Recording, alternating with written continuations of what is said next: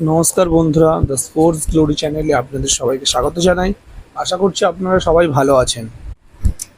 আবারও একবার মুখোমুখি হতে চলেছে মোহনবাগান বনাম মুম্বাই সিটি এফসি।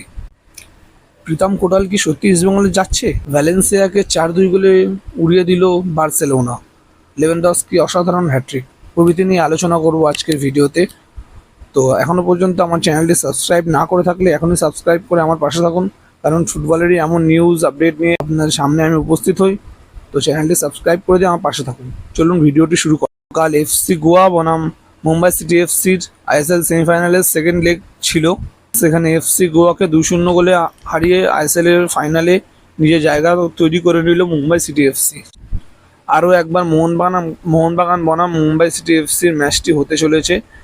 আবার যুবভারতী ক্রীড়াঙ্গনেই ম্যাচটি হবে, তবে এবার আইএসএল ফাইনালের মঞ্চ। তবে কালকের ম্যাচ নিয়ে কিছু বলতেই হয়। ছাংটেকে সত্যি বলতে এই মুহূর্তে ভারতের বেস্ট উইঙ্গার বলা যেতেই পারে, কারণ ওর পারফরমেন্স একটা কোনো বিদেশির থেকে কম নয়। গত বছরও আইএসএলে 22 ম্যাচ খেলে 10 গোল এবং 6 অ্যাসিস্ট করে ছাংতে। এই সিজনেও 24 ম্যাচ খেলে 10 গোল এবং 6 অ্যাসিস্ট অলরেডি করে ফেলেছে ছাংতের এই অসাধারণ ফর্ম কিন্তু তাকে মোহনবাগানের চোখে তুলে ধরেছে, এবং দেখার বিষয় মোহনবাগান কি ছাংতেকে সত্যি তুলতে পারে কিনা। তবে সত্যি ছাংতের কোয়ালিটি নিয়ে বলতেই হয়, অসাধারণ ফুটবলার একটা, কোনো বিদেশির থেকে কম নয়। তো গত শনিবার 4 মে যুবভারতীর ক্রীড়াঙ্গনে ফাইনালটি হতে চলেছে মোহনবাগান বনাম মুম্বাই সিটি এফসি। সবাইকে বলছি ম্যাচটি দেখতে আসবেন।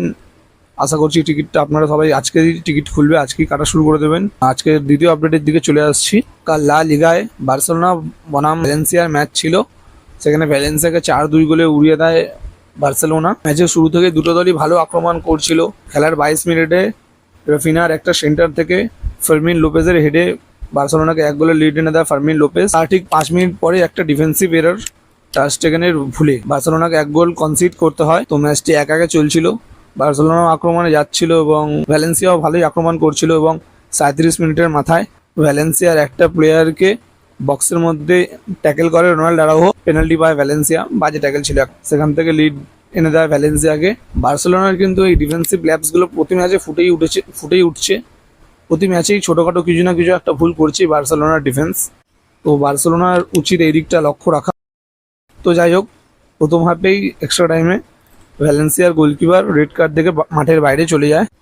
একটা থ্রু বল লামিন ইয়ামাল নিয়ে বেরিয়ে যায়, কিন্তু ভ্যালেন্সিয়ার গোলকিপার বক্সের বাইরে এসে সেটাকে হাতে লাগিয়ে আটকে দেয়, যার ফলে স্ট্রেট রেড কার্ড খায়। ফলে পুরো ম্যাচটা ভ্যালেন্সিয়া 10 জন নিয়ে খেলে। সেকেন্ড হাফের শুরুতেই 49 মিনিটে একটা কর্নার থেকে লেভেনডস্কি বার্সেলোনাকে 2-2 গোলে সমতায় ফেরায়।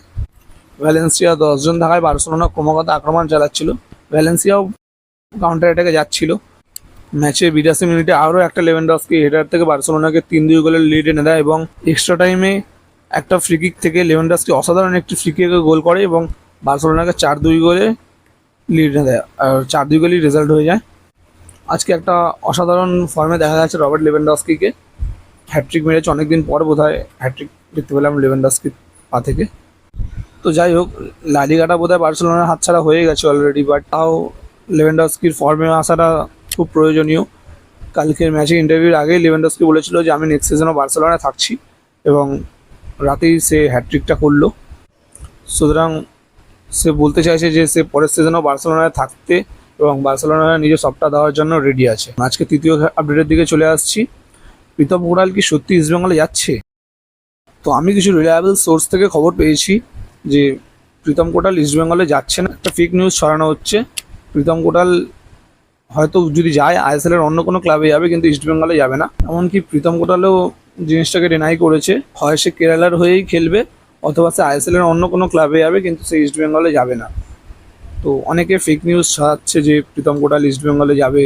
আমি বলবো যে এরকম ফেক নিউজে কান দেবেন না। আজ রাত 12:30 থেকে রিয়াল মাদ্রিদ বনাম বায়ার্ন মিউনিখ চ্যাম্পিয়ন্স লিগের সেমিফাইনালে মুখোমুখি হতে চলেছে। তো সেই ম্যাচের রিভিউ নিয়ে আসবো আজকে একটা ভিডিওতে। এই ভিডিওটি ভালো লাগলে চ্যানেলে সাবস্ক্রাইব করে পাশে থাকুন এবং ভিডিওটি লাইক করে দেবেন। ধন্যবাদ।